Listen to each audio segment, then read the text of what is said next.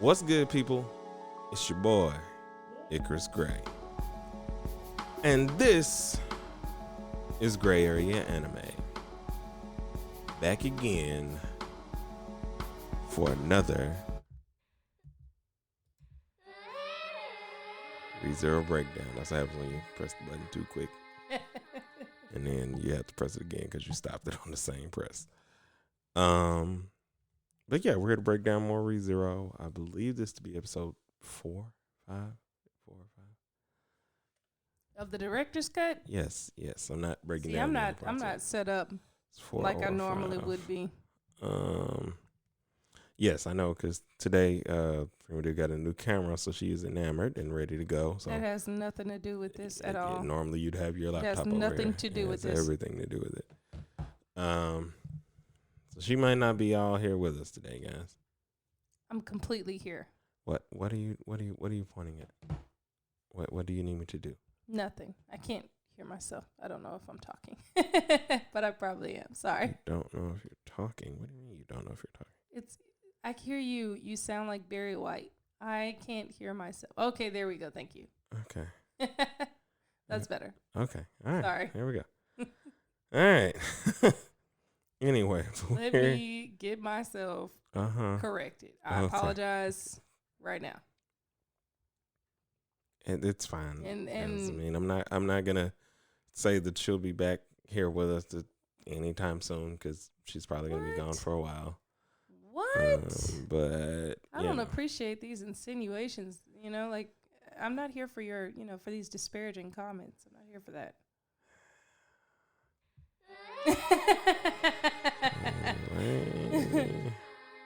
All right. So actually, episode 5. Episode 5. All right. So yeah, I was wrong. So episode 5 will be 1, 1, 2, 3, 4, 5, 6, 7. Wait, 1, 1. This is so stupid. 2, 3, math. 4, 5. It's math. 6, 7. This is 8, 9, if I'm not mistaken. It should be 8 and 9 on the actual episode. It doesn't really matter. Just watch episode 5 of the director's cut. I don't know why I keep doing it. Yeah, I don't know why you're making it complicated for yourself. Anyway, so last week we were so excited about the episode that I know that we skipped ahead a little bit to an earlier episode and realized that we were actually talking about this episode. So we have restricted ourselves from going ahead and watching because then everything just gets mixed up. Yeah.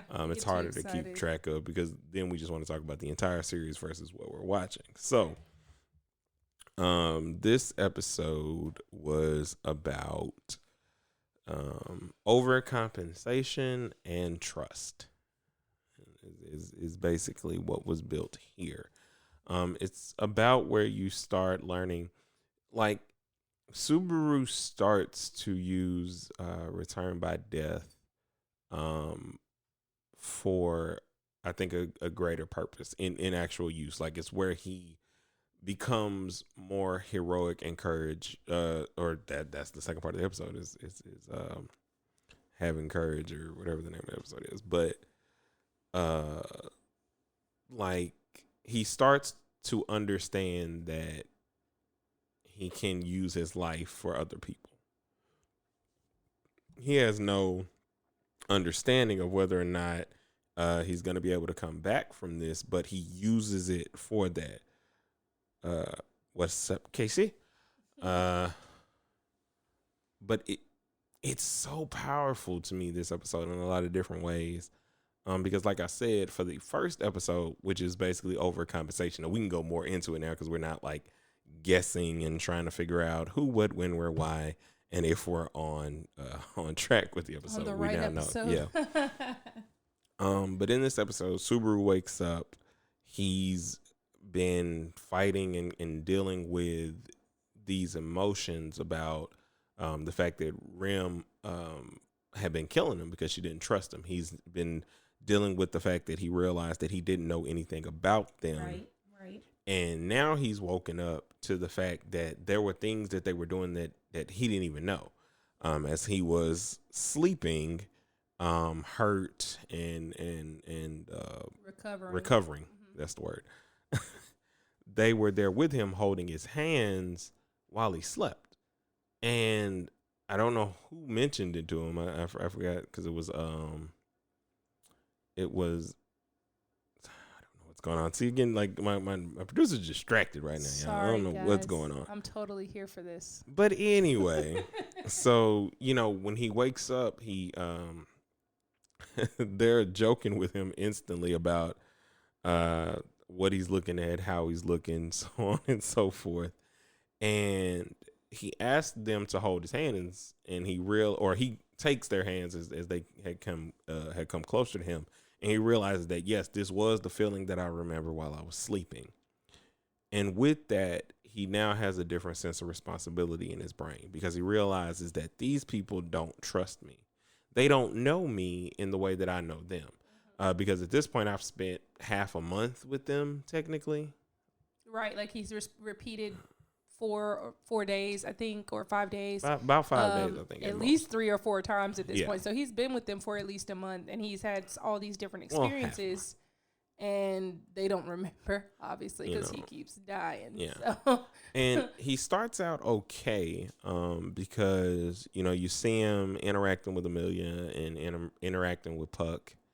And it isn't until Puck tries to teach him how to use magic that he ends up having an issue.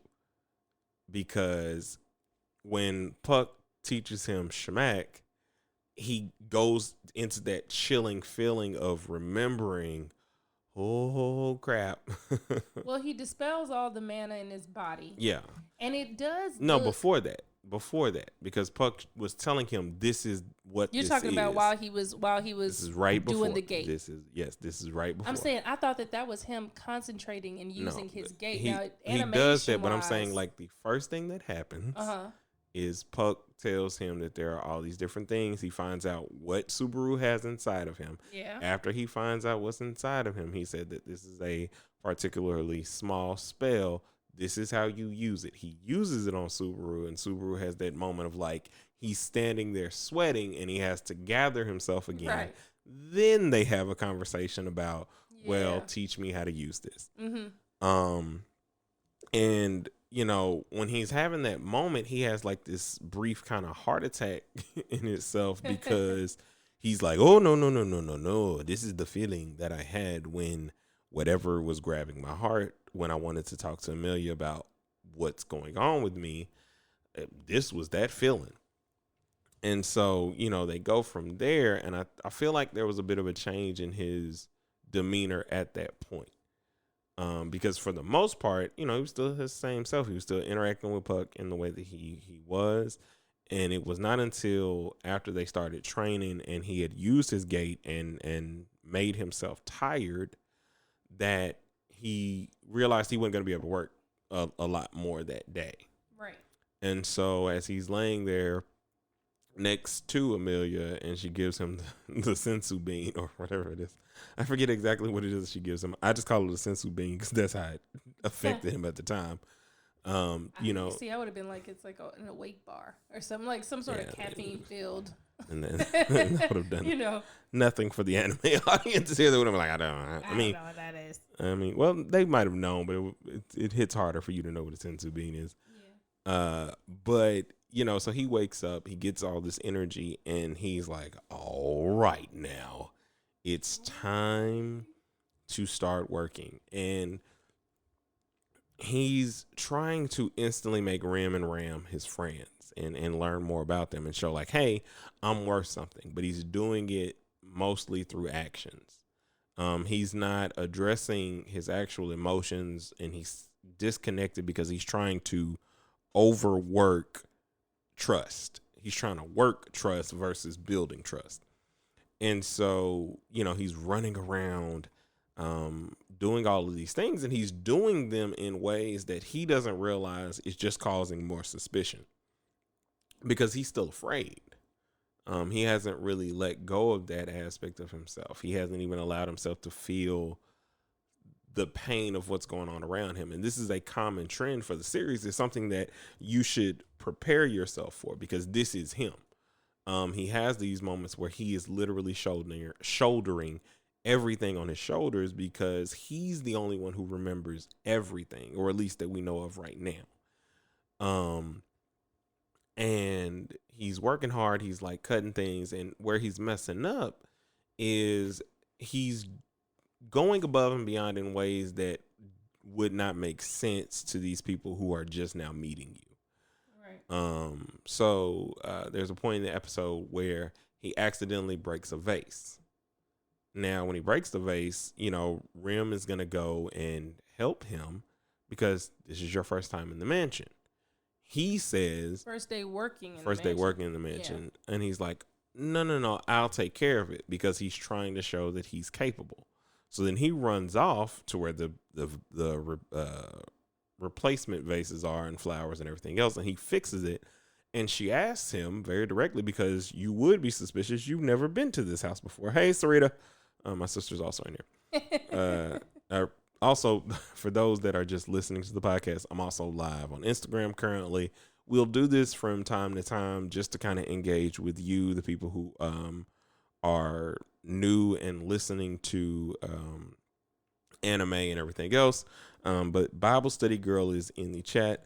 I would also like for you to check Bible Study Girl out. I executive produce that podcast as well, and it is also on all your streaming platforms. But back to the explanation. So as he goes to fix the vases and everything, he comes back. Rim asks him, how did you know where the replacement vases were? He quickly goes into, well, your sister told me, and he kind of like runs off because he realizes that he's done something. He knows he's overcompensating, but he's still trying to just work through everything. So he goes off. He's just overworking. Amelia's looking at him. Puck even says to her at some point during the day, before he starts doing all this, that is like his mind is all mixed up right now.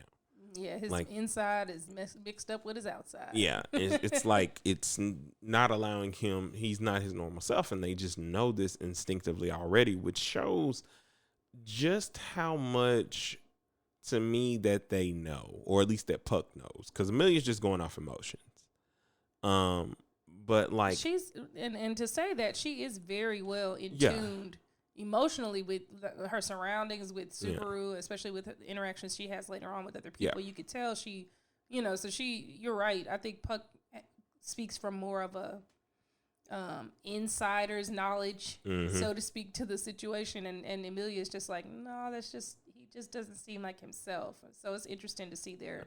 And it was interesting to see these dynamics, because you kind of just get a layer pulled back on like, this connection that they have is so strong for, not that long of time. It's technically really been like a week and a half. Right. Total time there. Yeah, but I think after, him saving her life and everything, she might feel like she knows him a little. Well, yeah, but technically, like, so they would have only known each other probably for like, I think a day or 2 days, maybe.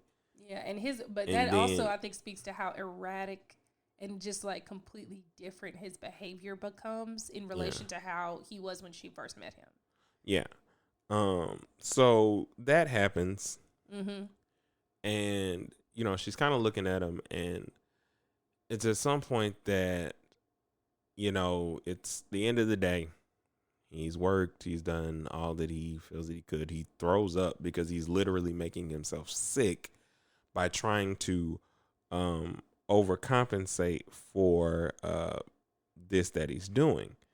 Let me plug my phone in because it'll die, and I don't want it to die because I want to be able to save this production. So we're gonna go sideways. Just prepare yourselves, guys. I'm just gonna hold it for a little while there. It's quite all right. I can stomach through. So anyway, so it's the end of the day. He is about to. He's still working on stuff, and she says, "Hey, come here. Like, I need to talk to you." He's like, hey, and he's still like doing this thing. He's like, "Look." And it's almost like he's become like this. Like even in the animation, he looks like this crazy old man. Yeah, it's really funny. So she pulls him into the nearest room, and makes him sit down. And when he's like, he's still kind of like, his wheels are still spinning a million miles an hour. Like, even his compliments don't seem genuine. Like, he means them in some way, but like not in that real way. Yeah. And she makes him lay his head in her lap, which a lap pillow, I guess, is a huge thing in Japanese I mean, they culture, have the actual lap pillows. I think it is a yeah. They have the physical pillows that are shaped like a girlfriend's lap. So much to go through that I gotta like explain to y'all at some point. But so he lays his head in her lap, and this is where you start to like understand Amelia in a way of how they're connected. It like instantly makes you feel like if you are Team Amelia, this is where I think a lot of you became Team Amelia outside of whatever. Okay. So, you know, she starts to tell him like, hey, I don't know, this tough guy overconfident thing that you got going on. I see it. I see through it. What's bothering you? You've had a hard time, haven't you? And immediately upon saying all these truths, he's like, you know, and with every time she says something that's like cutting through this fake facade that he's trying to put up, he tries to throw a quirky comment in there to deflect. Yeah. And it isn't until she said, you know, you're going through a lot, aren't you, that he starts to cry. Mm-hmm. Because the name of the episode, I think, is like crying. I cried my lungs out or something, and then I stopped. Yeah. And then I stopped. So like he literally cries like a baby because he starts telling her, you know, it has been hard. And he's saying what it is without talking about everything that's going on with him. It would sound like rambling to anybody that doesn't know anything. It would just sound like, you know, it's just been hard. And for her, it probably attributes more to the fact that he's been cut and hurt and all these other things. She can't even know the depth by which he's going through these things. Right. But she feels, you know, connected to him in that way. So he cries himself to sleep, literally. Stays asleep in her lap. And here's where the change begins to happen in Ram, which I think was already there for Ram, because Ram's actions were more based on, is he the one that we're looking for? Is he like on Roswell's direction at that point for me? Because her interactions with him have always been consistent, no matter which timeline it was, except for the one where Rim dies. But she ready to kill him. Yeah, but Rim was the only one that like had to kind of change and started to act a bit differently. So Rim comes into the room to kind of check on him. And they're joking about the fact that, you know, for his first day at work, him already sleeping on the job kind of thing, but he was tired. He looks like a baby, and, you know, you can punish him when he wakes up, but, you know, it's like, but the way he looks right now, I don't really want to. And that was Ram saying that, which is interesting. And then Amelia says, you know, he really is a good boy, you know, or a good guy. I think she said a good guy, but she might have said, the translation says boy, but she probably means it like he's a good guy. Like, he's inherently good is what she's saying. And Rim stops for a second and hears her. Mm-hmm. So now that, you know, like he wakes up and they see that he has an actual connection to her, Rim, like I said, more so than Ram, has now had a bit of a change of heart, because she's a tad bit disarmed at this point. So now they're deciding to go to the village. Right. And we'll fast forward a little bit, because a lot of this stuff is kind of, you know, inherently just small detail stuff. So the thing that he's realized is that there is a shaman or somebody that is coming after them. There's somebody had put a curse on him. Yeah, and that comes from like one of the times he died before Rim killed him. Yeah, you'll remember that he was puking.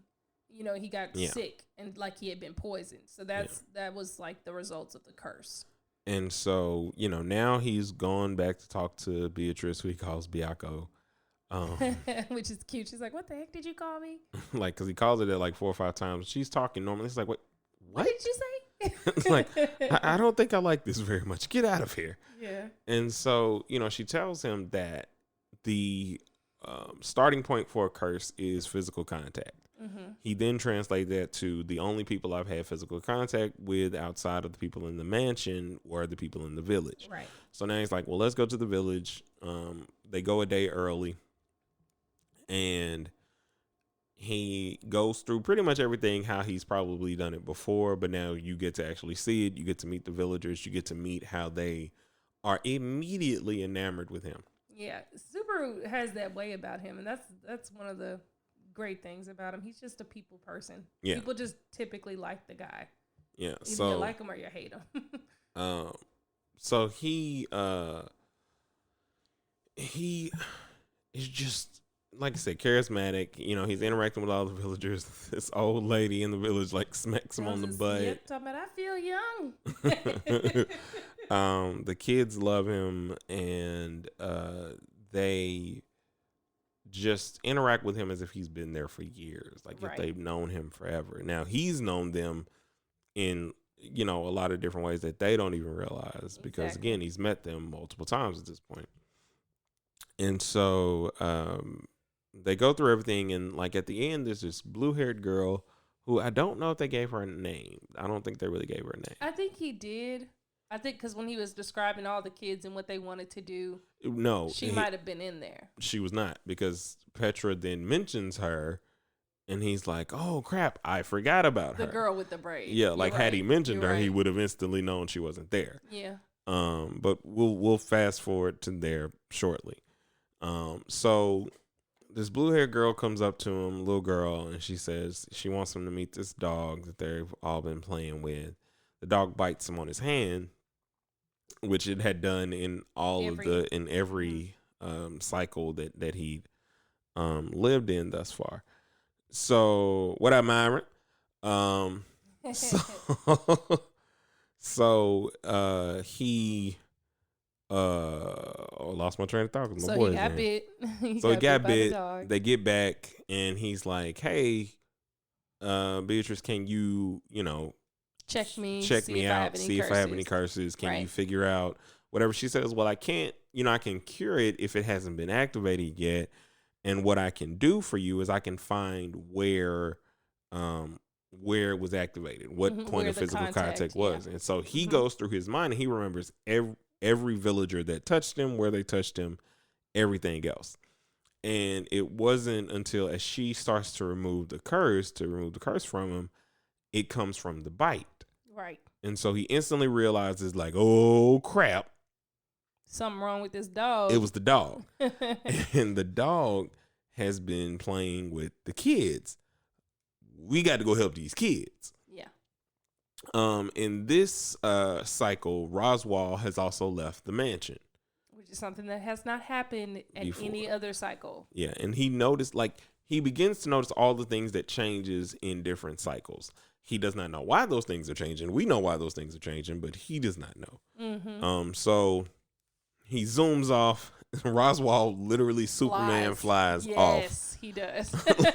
He's like, he flies? Like, what? What else can he do? This clown do? What can he do? What? And he's and that's always the thing. Like, he always conveniently leaves, yet Roswell is like the most powerful person there.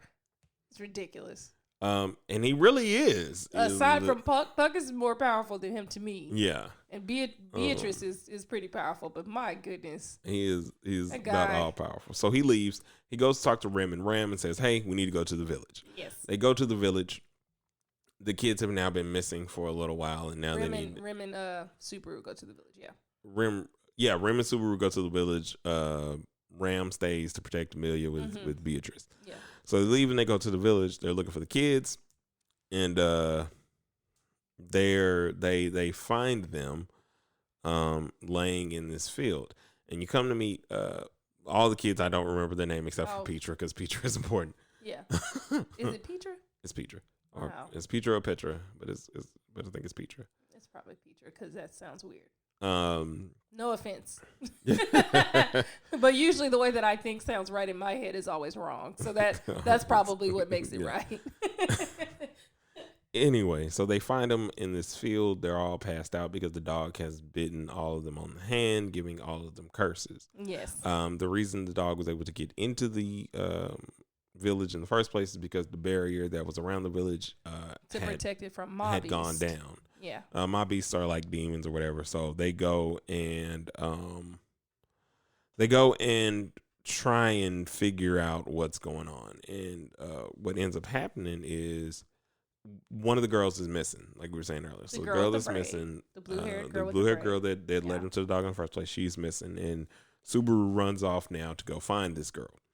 When he finds the girl, he is immediately met by like it looks like a Doberman. A demon Doberman. It's got Doberman. like a horn on its nose, I think. Yeah, it does have and like it's a Doberman hellhound. If I could remember the Pokemon's name, I'd actually tell you what it looks like, but I can't remember it. Which I should remember it, but whatever. Anyway, so now Subaru's like, oh no. So he's getting into a fight with this dog. He kills the dog.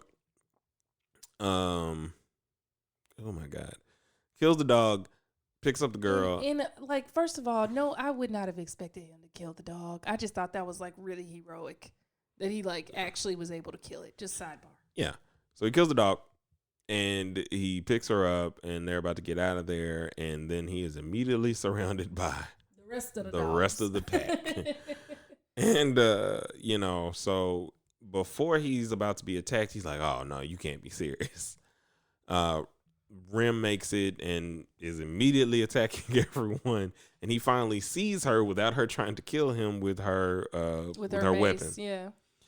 And so she's mowing demons down. Like, this is not a game for her. She knocks him down, kills him, and they start to run. You see that the puppy is still like a puppy, but it's this demonic leader puppy. Oh my gosh, yes. So they're like running through the forest trying to escape. And at the last second, as they're about to kind of get back towards the village, there's some rocks or some kind of mudslide. So what happens is the dogs actually cause the mudslide. Like I think the dog probably has like a blessing of earth or something. Probably like of some sort, and they cause like this massive mudslide. And just as it's about to hit Subaru, and the little blue-haired girl Rim pushes him out of the way, gets caught up in the mudslide. And then, like, launches up into the air, hitting her head, like, on the ground. She falls, like, head first into the ground. It's like, and you think she's dead. I mean, this girl has been taking bruises and bumps and all that throughout the course of this. Okay. And then the best part happens. So then she gets up, and her horn starts growing out of her head, and she starts turning into the demon Rim. The demon Rim. And, initially I think I would have thought that, oh, no, these dogs did this or something like that. And I mean, later on, you'll figure out what the purpose is of it. But so, she is like plowing down through these people at this point, like ready to go down in a blaze of glory. They're descending upon her, about to overwhelm her, which she doesn't care about at this point. And Subaru jumps in and pushes her out of the way and sacrifices himself in a way. Well, he's not dead, but he's getting eaten up at this point. Like he's about to be torn up, and she's looking at him like, "What in the world did you do that for?" She comes. But back she to comes herself. back to her senses and sees that. Oh, okay. And this is pivotal to me because, like I said, this is when I realized that he kind of started to use the fact that he can return by death for other people. This is the first instance really of that, because in those times with Amelia, he wasn't trying to die.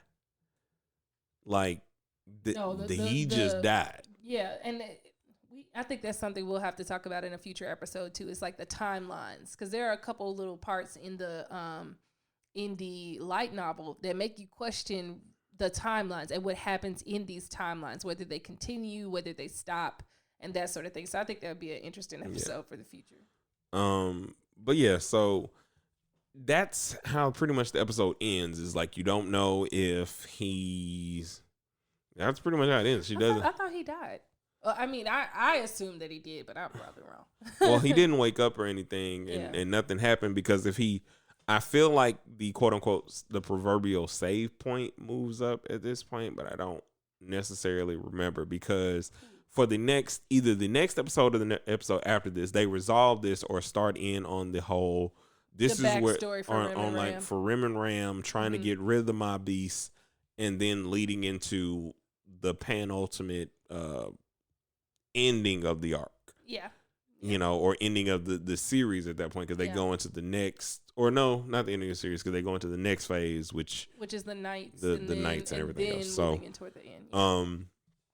So it picks up a little bit, but anyway, it was just a really good episode. It's kind of where the series starts to get in this bag of making you care for everyone that Subaru cares for. It makes these relationships mean something. It's not just they're not just they're not just hollow thoughts that he brings up out of nowhere. They actually come from somewhere. It's a harem done right.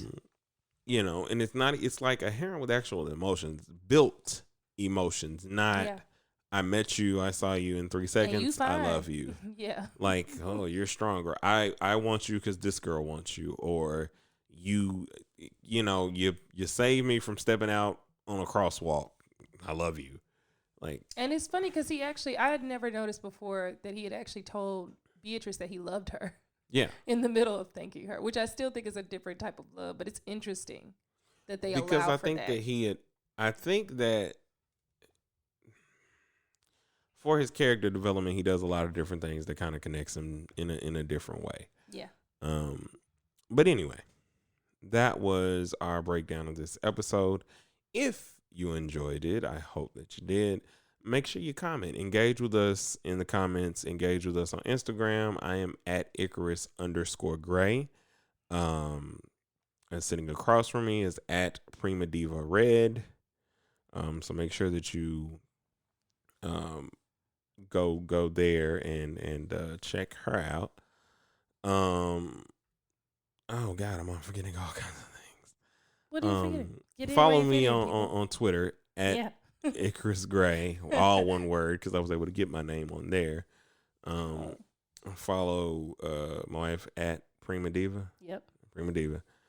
And then also check out, at some point I'm going to make a Instagram page for the anime in and of itself, but I'm Icarus Gray, so I don't really have to do that. Mm-mm. So just comment with us there. You can find us, like I said, on Google, Spotify, iTunes.